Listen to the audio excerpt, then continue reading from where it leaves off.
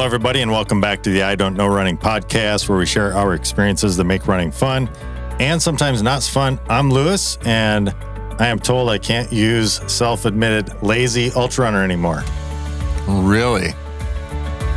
Because you started running a little bit. Somebody commented on my run today and said, hey, it's Chris Denham.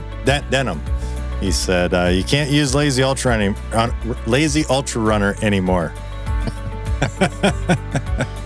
I'm Mitch, and you know what? I've actually got like 12 miles in this week. Wow. Altogether. Wow. That's exciting. So I've been doing the 3-minute walk, 2-minute run, whatever you want to call it. 2-minute suffer. How exciting. So I've been doing that this week, and it's weird. Mentally, somebody commented on it like, you shouldn't go 2 days in a row. Like, that's just asking for, problems. Yeah. My thought as I went out again today was mentally, oh my gosh, is that a huge boost just to actually do something and sweat? Like, it is a huge boost. Yeah. Because I didn't do it on Tuesday because I wasn't feeling good. And I was like, and I laid in bed and just mad at myself. Oh. So it's just the difference. Like, mentally, it just makes such a difference. Well, this wasn't the plan. We just talked about what we're going to talk about, got all laid out. But I will say this, I want to add to that. Because as a few things. Number one, we have a ton of excitement this episode because, man, Western States was a blast to watch. I watched some of that, quite a bit of it. We talked about it in the episode for Western States this year. We talked about it with Brian's video, things like that, leading into it. Talked about what I was going to be doing that day all day. I'm sure you did the same, just following it. It was a very exciting race to watch on so many different ways, like different levels. It wasn't just like following the women's race or following the men's race or following the records or following. It was just a ton of fun. So anyway, there was all that. We have talked about how much I just, that race, something about it just, man, makes an impact. So I've been geeked about it, and in watching a lot of this stuff, I'm just getting excited. I'm just super excited about it. And so I go up and I talk to Nicole and I said, man, I want to go back to Western bad.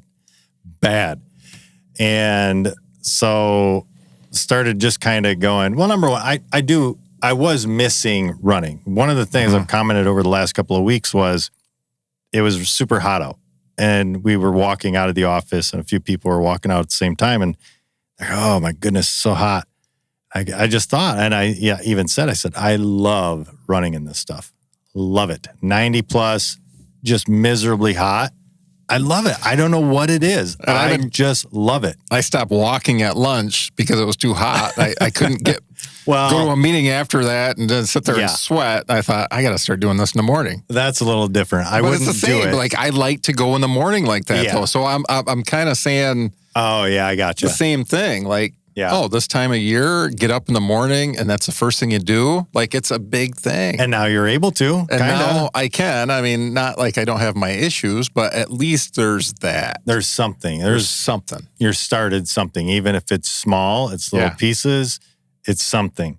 So there's that. But anyway, I've been all geeked and excited, and I want to go back. I want to go back to Western. And how do you go back? You got to run. Well, you got to do a lot of running because it is not an easy process. It's so much harder. I went in 17. I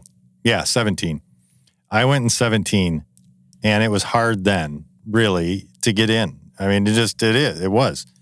It is so much harder now.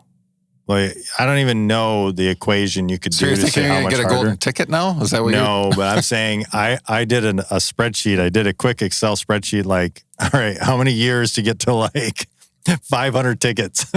Because that's about your only way of being guaranteed. Well, not even guaranteed, but you've got to have just a ton of tickets to have a really good shot. Now, lots of people get drawn with 1 or 2 or 4. People did this year. Yeah. But it's not many of the many that are in there with 1 or 2 or 4. It's kind the of numbers crazy. are against you. So all that to say, I was excited to start running again. Like really excited and said, I'm going to start running. So I'm getting to the point of what you were talking about with not overdoing it. All of that to say, I was out yesterday and today, and during my run today, I had laid out a plan. Like I got a training plan for 15 weeks-ish. And we'll get into more why, but today was technically a rest day. But here's the deal. I missed Tuesday because you hear this, you might hear it in the background. People listening might not, but there's a furnace running with air conditioning. Oh, well, that was Tuesday. And that was a very important day because for the last 5-6 weeks, we have not had AC. None. And I'm telling you what, nerves get short. It was the last week, Nicole and I were just like, we need AC. we should put that picture up from Western States because that's another thing that's coming up. Like all these different memories of being there. And I think I sent that picture where she's at her wit's end. Yes. You could use that with her with air conditioning. Yeah, that was Brian's year. And that was our first year of crewing. And she was just like, I am done. We need to get out of here. We were up for at least 30 hours. And we were just, easy. Yeah, more than 30 hours. Well, more. Brian ran 29:50. So we were up for probably 36 hours by the time we got back. And we were pushing her buttons. Oh, yeah. And it's a good picture to say what she looks like when she's at her wit's end. It's funny how, well, not funny. It's interesting how some people react differently to adverse conditions, whether it be tired, heat, both of those things combined.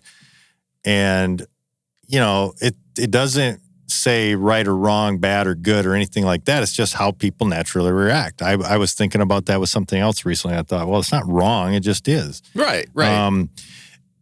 So anyway, today was supposed to be a rest day. I missed Tuesday because of getting the AC. And I thought, man, I want to get the workup going. And I honestly should have just taken a rest day because I was thinking about this. And this speaks to what you're saying, what you were just saying right now. I'm telling you, and anybody listening to this, early on in your training phase, if you're doing a couch to whatever, you've literally done nothing. If your base is really, really low right now in the beginning, that beginning 4 weeks, do not try to make up anything. If you miss something, just miss it. Do not try and make up. Figure out a different way to get your mental peace because I'm telling you, you are going to injure something. That is when you're going to injure something and it's going to set you back even worse. And that is going to be such a bigger hit. Right. And I think my foot is solid. It's just is numb. Right. Yeah. And what I'm doing, the way I look at it is I'm not running hard. Yeah. Like I took the dog out today. I took Gus out with me. He's such a good boy. He's like right next to me looking at me. We go on. But mentally that part of it, because I really was looking at it like if I walk half of it, I'm good with that. I just need to, it's warm. I need to get a good sweat in. I get back and it's like I feel so much better the rest of the day just mentally because I actually got out and did something. Yeah. Yeah, it's easy to get excited, and that's why I just throw out caution because, no, don't throw out caution. Throw caution to the wind is what you're saying. Don't do that. I'm speaking out some caution to people. It's easy to get excited like I am right now and end up injuring something. I should have taken today off, honestly, and just said, you know what? It's supposed to be a rest day. I'm going to rest things. I'm making up nothing by running today other than the potential injury factor. So I want to get back healthy. I want to, and you have some goals. Yeah, 100%. Man, I don't know what it was. Probably going last year with Brian, being there again, watching this year's like build up. And then seeing watching the video, you in it, and then all those updates in there, and it gets you going again. And now you're going to get going again once we get talking about this. The thing is, watching the videos today or this last couple of weeks have been, man, I don't know what it is. The feeling you get watching those videos is, for me, it just is. It's so impactful. I watched the rest of it then. So I made it a goal. Oh, you mean Brian's? Brian's. And then I'm like, oh my gosh, I really, that's a bummer that I had to miss this year. It is. The reality was there was just too much going on last year. Like totally. I had to pick. Yeah. So it was just, it's just what it is, what it was. And but still looking at that, I'm like, I'm looking at, other people that went along, and that's like they took my spot. That's my spot.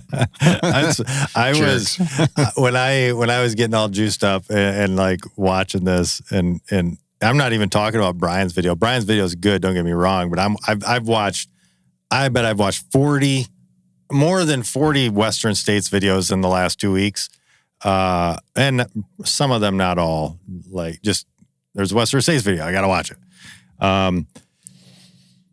But you just get that feeling. But in all of that, I got to the point of like, all right, I want to go.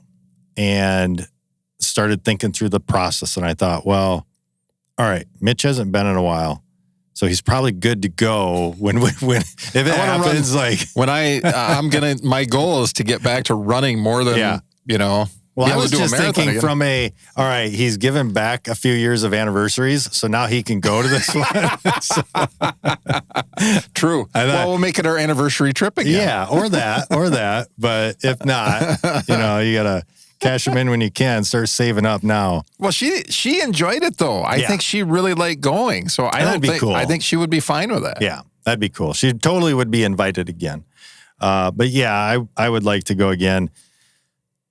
So this episode, we're several minutes in. We are going to talk about Western States, not all things Western States, but we are going to recap what happened, the race that it was. But before that, we do want to jump into FKTs as an update. Right. I don't know if anybody was following John Kelly since our episode. It was exciting to watch and keep track of and do all that stuff because I love FKTs as much as I like Western States. But spoiler alert, he didn't make it. He had a drop. Yeah, it's a bummer. And I looked up some updates on this, and I don't know exactly. When did he die? When did he actually drop? Drop. He didn't die. June 28th to the 29th. Is when roundabout when it happened. I don't have the website pulled up. But he basically could not flex his left ankle at all. I think it's basically paralyzed. Yeah, they call it compartment syndrome, I think it is. Mm-hmm. Yeah. And I think he was having sympathy pains for me because I was tracking because it is my left. Is that my left foot that I'm having issues with? So he knew I was pulling for him, and and he bailed because of you. Gotcha. Yeah, that's what I want to turn it into. But it does make the FKT thing, especially on a distance like that, like the record still stands, and it just makes it. You understand how significant it is.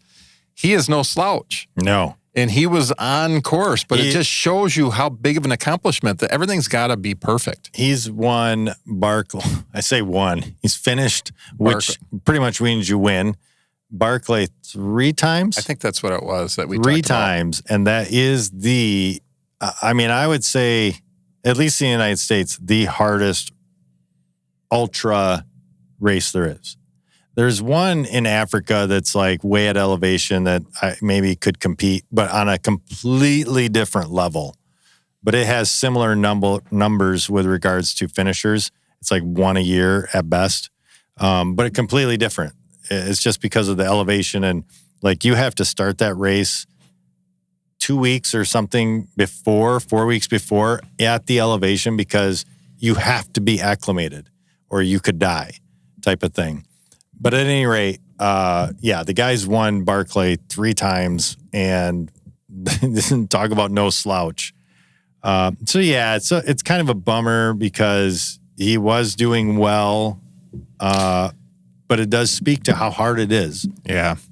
He was actually, before he actually made the final decision, he was, backing off and trying to take a conservative approach, doing whatever he could just to keep going. And I think it finally just got to the point where it's like, you were looking it up. You played the video where he went and tried to take off that morning and went up. And it was like, oh. Yeah, the way FKTs work, I think this is how all of them work.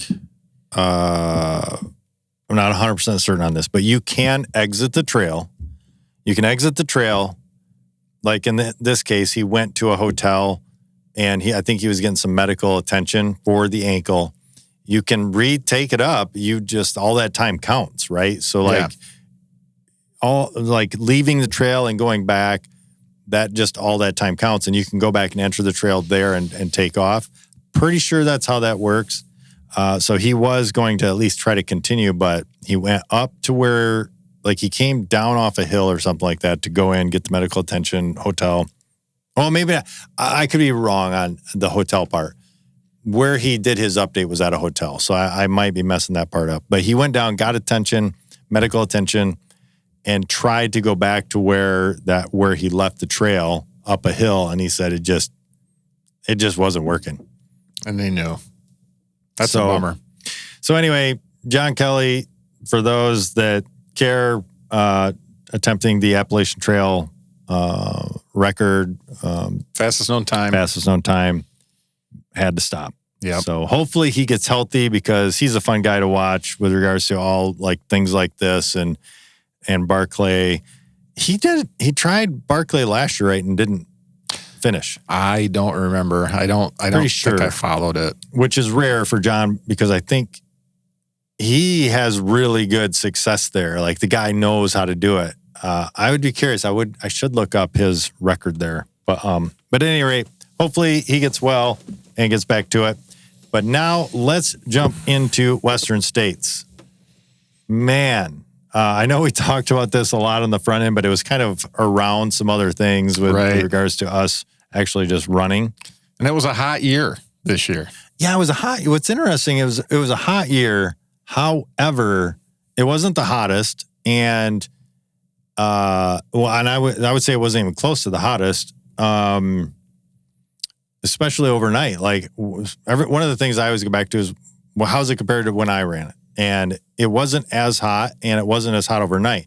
I didn't know this. My overnight temps were the hottest it's been at Western. The low overnight, I think, was 74 or 77 degrees. It never cooled down overnight. So, but it was the big key when they say it was hot was it was hotter than the year Jim set the record in 19, which is important because there were so many people chasing or ahead of that record. I don't have the stats on this. This is one of the fastest. It's at least the second fastest year because it seems like the top finishers that year that he set the record were all pretty close too. Like they set records that time too. Yeah, Jared Hazen was second and he was 18-ish, I think. Something like that, 15 to 18 minutes back of.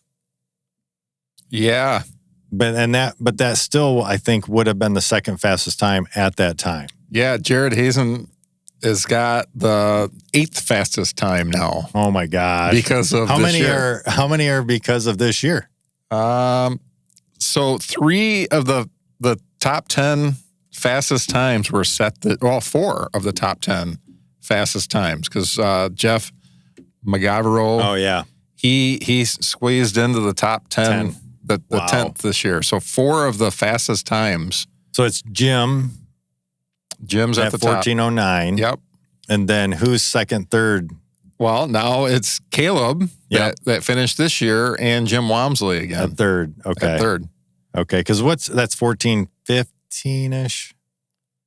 That was last year. He set No. I mean the third place time, Jim's. No, Jim's the third fastest time was set in 2024. Oh, Chris Myers?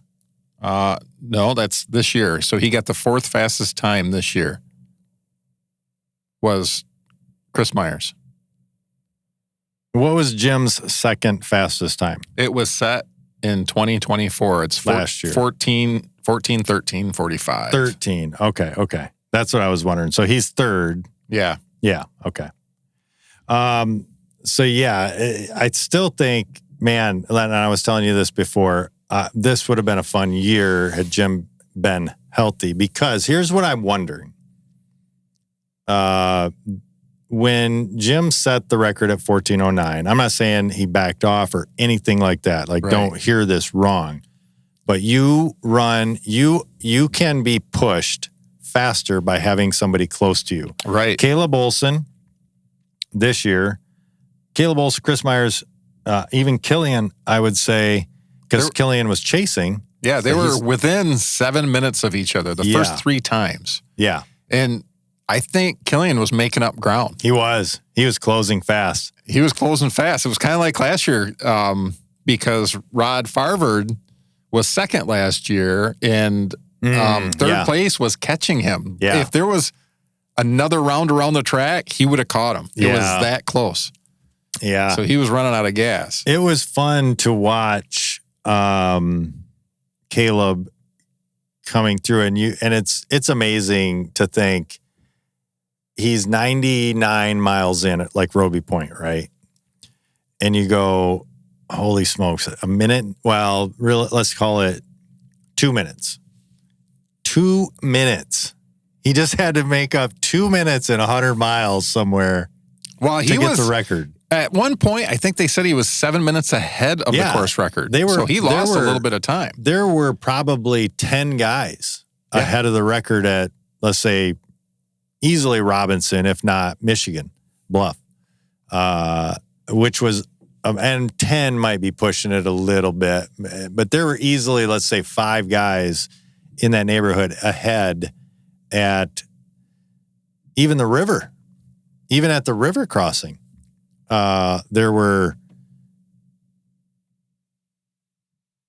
3 guys, I think, ahead at the river. And then they started dropping, and then they started losing ground from the river to, I don't know, wherever. Let's AT or Auburn Trails, 8 station. That's where they started losing ground on.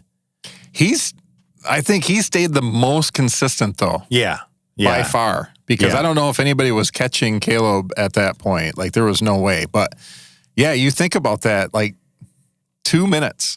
2 minutes over 100 miles. He missed it by 2 minutes. And then I'm watching him run in from Roby, actually, even from the bridge, No Hands. And what is it from No Hands? Is it a 5K from No Hands? I think it's a 5K. I think it's a 5K from No Hands. And I'm going a hard 5K. It is. It's not a road flat 5K for sure. But I'm going, dang, man, like, he must have been right at his limit, because he was getting chased, kind of. I mean, it was 6 minutes. He was 6 minutes ahead. But he's still chasing the record, you know, and you go, obviously he's still trying, right? So they're not taking anything away. I'm just looking at it going, oh, that's so cool that he was so close. Yeah. I wish he could have got 2 minutes somewhere. Yeah. Make Walmsley have to come back for sure. He's going to have to defend his title now for sure. I thought it was interesting, just side note, one of the interviews, pre-race interviews, Walmsley was talking on the trail, some big trail thing they've started now. I don't remember the name of it. But anyway, they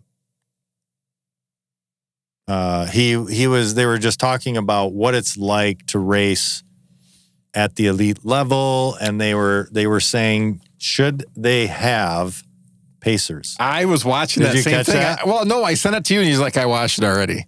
Because I think I sent it to you. Yeah. You said, I saw this already. Yeah, I saw that. Yeah. I thought I had something on you, you know. No. And it's like, and it was interesting. He was talking about that, about he doesn't think they should have pacers at elite. He called Western States. It's like it's an easy-ish 100 miler. He even said that. Wonder why he says that. I don't know. It's not like UTMB, I guess, is really the big thing, or Hard Rock for that matter. I wonder if it's distance between aid stations, because he said it's very runnable. That's true. Him. Yeah, that's true. I guess I could see that compared to a UTMB. It's its own race, right? And I think that's where it's not easy. I would never say that. Yeah. I mean, it's 100 miles. Yeah, well, and it's still ranked like in the top 10 hardest. I was surprised when he said that. I was like, whoa. Yeah, and I think it's perspective. You're not going to be very popular. Yeah, I think it's perspective too, because at the elite level, I think a lot of those races, when you're finishing in 14 to 16 hours, I don't want to say they are easy, but they have a different perspective than the general public, I think. But anyway, I thought it was interesting when he did say that about the pacers, because for him, what he said was, I just want to be out there battling with the person, not the other pacer. And I got that sense, and that's where I go, would it have been different had Jim had somebody with him setting the record? Would he have went another 2 minutes faster? I got to wonder, because you look at that, like Hayden Hawks, or no, Jared Hazen in 2019. Yeah. He wasn't that close. No. It was never, it was never in. Yeah. So if they were racing at the finish, I wonder what it really would look like. I think that's interesting that you said that. Yeah. So I do like, and what he said was, now, because it's getting as big as it's getting, and you have that many runners battling at the front, we don't need pacers up there. Battle with the runner. So, and he said specifically that's for the elites. So if you're not an elite, you get your pacers, all of that, which totally makes sense. Number one, because they're not running over the, he laughed. He goes, there's no danger. Like, we ain't in no danger. Because that's one of the things they say for a pacers is they want them out there overnight. Totally get that. 100%. That does make sense. One of the things I think is interesting is you get to see a lot more of the course from the elites during the day. And man, some of those ledges that you're running on, they're fall offs, man. They are long. They are long. It is sketchy. Now, granted, I don't think it's as bad as, it looks. They don't allow trekking poles in that race either. No, they don't. Right? So it is interesting, because I think about where there's steep cliffs, like trekking poles make a difference, like as far as keeping you stable. Oh, like for rim to rim to rim, for me, totally different. Trekking poles made a huge difference. As far as like when I came through those sections that were sketchy, I felt more confident, because, if you're tired, and that's just it, like you said, if you're tired and woozy and there's a drop off, I think that's the difference. Like you said, for average people, it does keep them safe. Totally. I think they're, for races that need them, I think this totally makes sense. And that's where I think it's not nearly as bad at Western. The cliffs aren't that big, but they are deep. Well, when you're tired and you're thinking about it, it probably looks 10 times worse. One of the things I thought, I'm watching all these videos, is what a bummer for the back of the Packers from the, I would say, 22 hours and up. And I thought about this recently. One of the things that makes it so hard for a 100 miler, for the average person, let's say, and I say average, that's loosely, 22 hours and up. The reason I use 20 average 100 finisher, finisher, and actually I would even say 20 hours and up.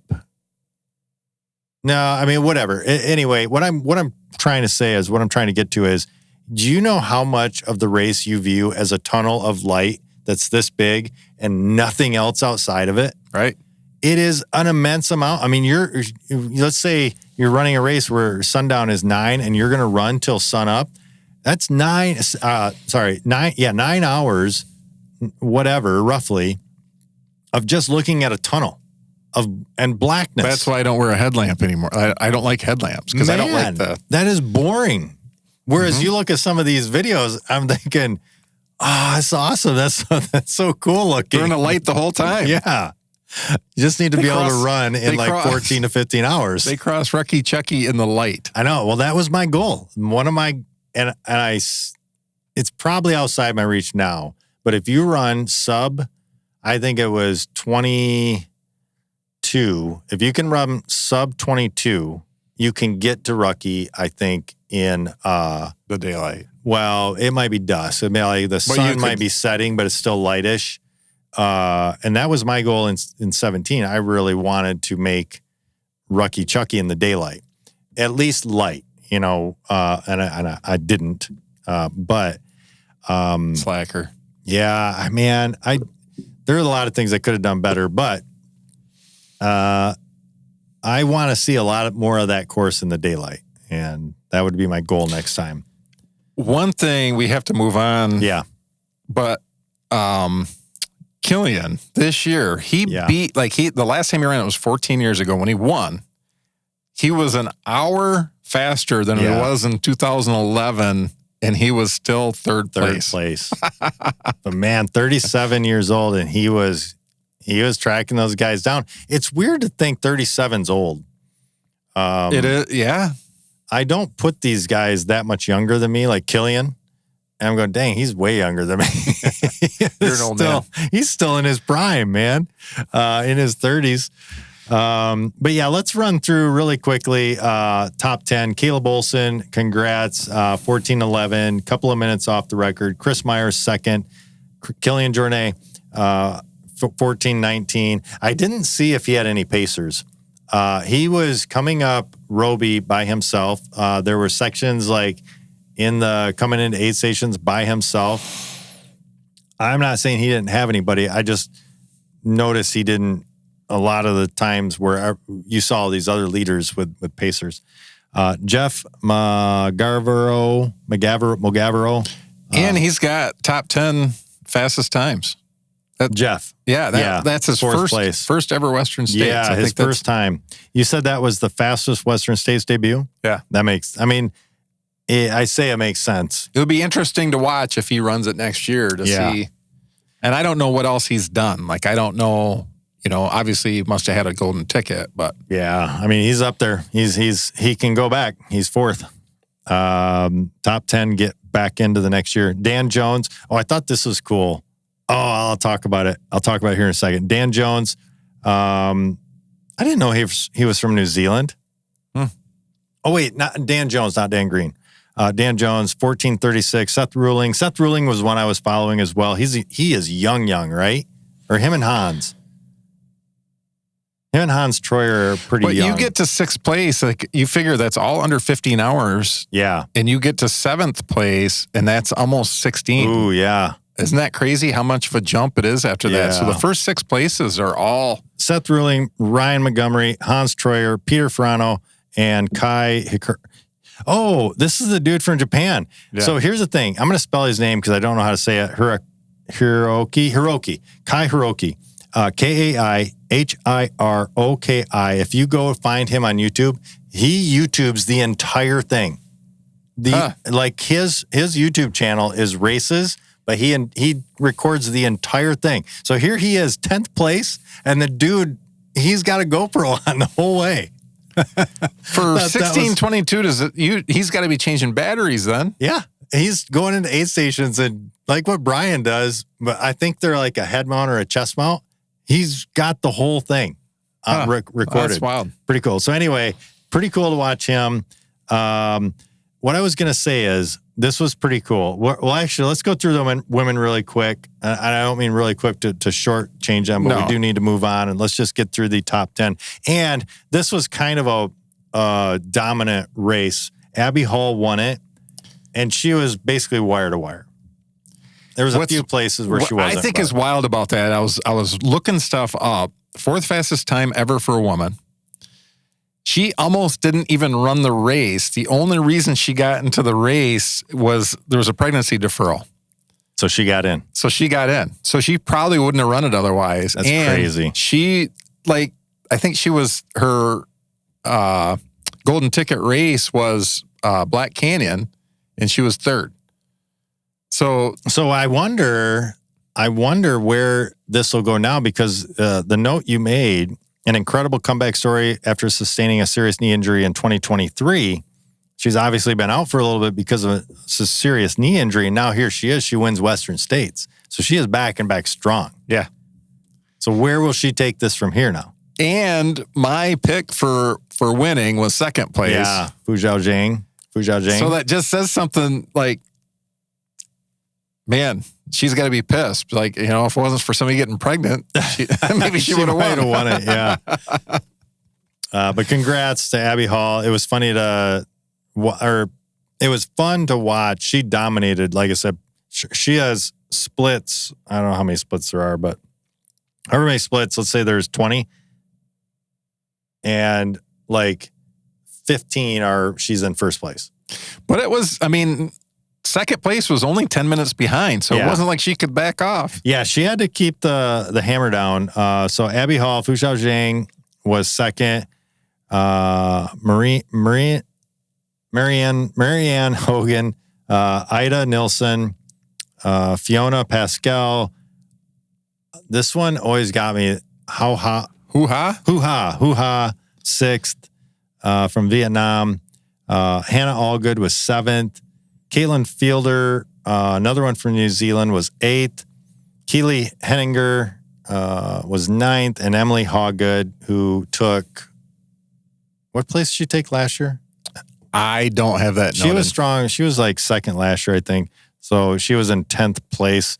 So she will be able to return as well. And that's your top 10 male, female. But what I did want to say was I was watching before you say that, my favorite ultra runner does have the fastest time. Still has the fastest time. Yeah. 15:29. Yeah. Like she was more than an hour ahead of Abby. Yeah. That's crazy. But I do want to say, as we get ready to wrap up this episode on Western States, this update, it was a fun race. And the feelings of, they are doing such a good job now. Every year it just gets a little bit better and a little bit better covering the race. Oh, yeah. It was. I had it in the background the entire day. I work Sunday mornings early, so I did have to. I stayed up late for a Sunday. I stayed up till like 10:30. I get up at 4 on Sundays. So, but I wanted to see the men's finish, but we're 3 hours behind. So I watched it live. Yeah, I did too. I watched it live until the finish. I was texting another friend, and the next day, going to work, get home, and I'm watching. I got home with like 10 minutes left of the golden hour. So it's about to wrap. And of course, there's that moment. I got teary-eyed. The last few people are coming across, and so then they start giving you the breakdowns. They're at Roby Point. Actually, no. Let's say they're actually coming into the stadium. They're so close, right? And the last person finished, and I think they had like a minute to spare, right? And then so that's it. 3, 2, 1, 0. That's done. 30 hours cut off, right? No more. And then they're talking about like 3 people that are on the road between Roby Point and the finish. And I'm like, oh my gosh, the feeling. You've covered 100 miles. You're in the finish chute, essentially. You're on your last piece. And so the first person comes across, and one of the things they say is you cross the finish line, you still get a medal. And there's a cutoff there at some point. Like they won't let them pass Roby Point, right? So you're not a Western States finisher. I'm not exactly sure the terminology they use between 30-hour cutoff and if they're on the road. Like where that is. But you do get a medal. So you do get a medal. You just don't get a buckle, and you don't get, you're not a finisher or whatever. How are they? Mm-hmm. But at any rate, here's what I'm trying to get to. I know. Sometimes it's a lot. It's a lot. The first person after 30 hours, here he comes. He is from Japan, I think. He's Japanese. And he comes across the finish line. And they're like, sorry, blah, blah, blah. You still get a medal, blah, blah, blah. They go, hey, so-and-so. Gosh, I wish I could remember his name. I'm going to use so-and-so. So-and-so, hey, stand by here. We have a new sponsor for 2026, and they want to make an announcement. And so the representative from that sponsor, and it has to do with the Tevis Cup. The Tevis Cup is how the Western States, that route started, and then Gordy did it by foot, right? This is actually a horse race turned foot race. His little bit of a quick history lesson. So the Tevis Cup, something to do with a sponsor that's getting involved with they're deciding to sponsor, whatever. They go, hey, so-and-so, we just want to congratulate you. You've covered the distance, but what we want to do is offer the first person across the finish line that didn't make the time an entry into next year's race. So that person, because they didn't truly finish, so they get an entry into next year's Western States. So they get to go back if they choose to do so. I think the guys from Japan, or I don't know, but that's cool. I thought that was pretty cool. Cool. And that just made me mad. I was like, oh, the emotions, and it was good. But I do want to make a couple call outs. Like Yeah. Rod, my pick, Rod Farvard, he dropped at like mile 90, I think is what we looked up. Yeah. Late in the race.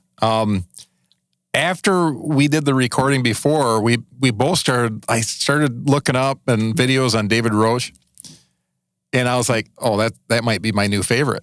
I'm thinking like all the stuff that he was doing, but and he dropped as well. Mm-hmm. So he dropped at like Forest Hill. So pretty early, actually. Yeah. And I think Heather Jackson we talked about a little bit too. She dropped out at Michigan Bluff. Yeah, she dropped out.